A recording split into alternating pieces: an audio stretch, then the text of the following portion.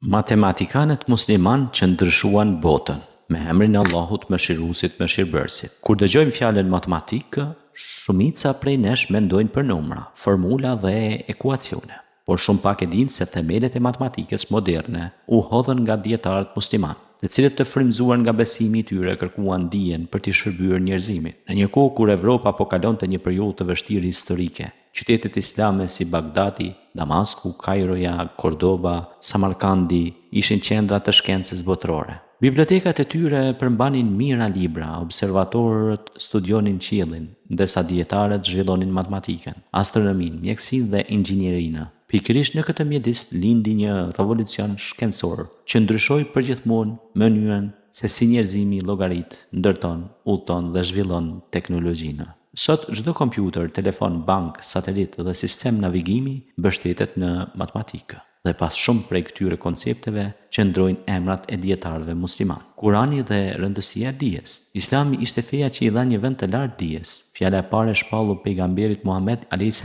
ishte lexo. Allahu i madhruar thot: Allahu do t'i ngrejë në shkallë ata prej jush që besojnë dhe ata që është dhënë dituria. Mujadele, ajeti 11. Muhamedi a.s. tha: kush ndjek një rrugë për të kërkuar dituri, Allahu do t'ja lehtësojë rrugën drejt xhenetit. Të frymzuar nga këto mësime, muslimanët nuk e kanë matematikën si një shkencë të ftohtë, por si një mënyrë për të kuptuar më mirë rendin e krijimit të Allahut. El-Havarizmi, babai i algebrës. Nëse do të duhej të zgjidhnim një matematicien që ndikoi më shumë në historinë e njerëzimit, ai do të ishte padyshim Muhammed ibn Musa el-Havarizmi. Ai jetoi në Bagdad gjatë shekullit të 9, në kohën kur qyteti ishte zemra e dijes botërore. Në institucionin e famshëm Shtëpia e Urtësisë, ai studioi matematikën, astronominë dhe gjeografinë. Vepra time e famshme quhej Kitab el-Jebr wal Muqabbala. Nga fjala el-Jebr lindi fjala moderne algebër, e cila përdoret sot në çdo gjuhë të botës, por ndikimi i tij nuk mbaron këtu. Emri latin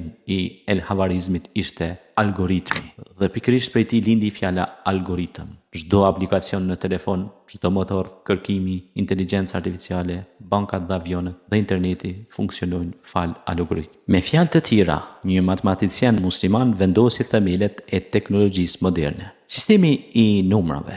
El-Havarizmi ishte ndër dietarët që përhapi sistemin dhjetor të numrave dhe përdorimin e zeros. Pa këto numra nuk do të ekzistonin kompjuterët, kalkulatorët, bankat moderne, kontabiliteti, programimi, inteligjenca artificiale. Imagjinoni botën pa numrin zero. Pothuajse çdo teknologji moderne do të ishte e pamundur. Omer Khayyami, matematicien dhe astronom. Një tjetër gjeni musliman ishte Omer Khayyami. Shumë njerëz e njohin si poet, por ai ishte gjithashtu një matematicien i jashtëzakonshëm. Ai zgjidhii ekuacione kubike duke përdorur metoda gjeometrike, shumë shekuj përpara zhvillimit të matematikës moderne. Gjithashtu, ai mori pjesë në hartimin e kalendarit Xhelali, i cili ishte më i saktë se shumë kalendarë të kohës.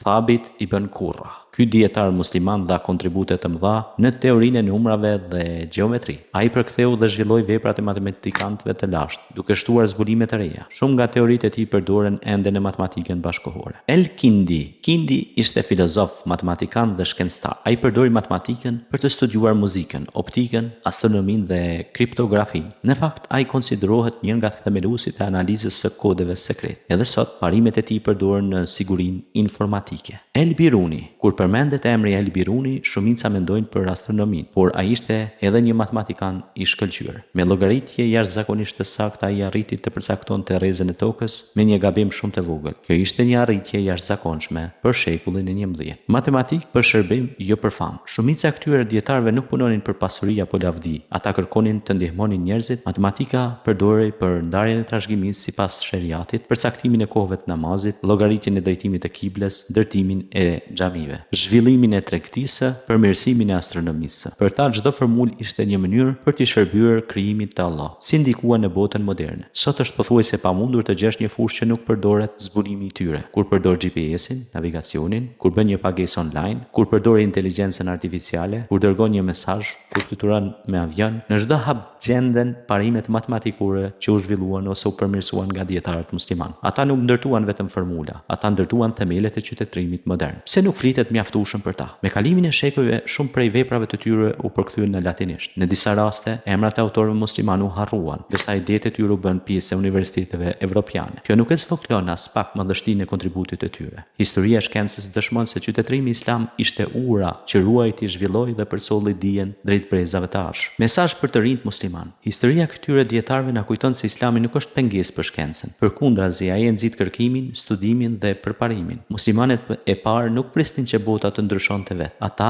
studionin, lexonin, eksperimentonin, punonin, shkruanin libra, mësonin gjuhë, udhtonin mijëra kilometra për një hadith ose për një libër. Ata e kuptonin se dituria është amanet. Sot emrat e El Havarizmit, Omer Khayyamit, El Kindit, Thabit ibn Qurrës dhe El Birunit duhet të kujtohen me krenari. Ata nuk ishin vetëm matematikan, ata ishin besimtarë që e shihnin dijen si adhurim. Ata dëshmuan se besimi në Allahun nuk e ndalon shkencën, por e udhëheq atë drejt së mirës. Nëse sot njerëzimi përdor kompjutera, algoritme, inteligjencë artificiale, sisteme navigimi dhe teknologji të avancuar, një pjesë e themeleve të tyre u hodh nga mendjet e ndritura të dietarëve musliman. Ata nuk ndryshuan vetëm matematikën, ata ndryshuan historinë e botës. Dhe kjo trashëgimi vazhdon të frymëzojë çdo njeri që kërkon dije me sinqeritet, për hir të Allahut dhe për dobinë e njerëzimit.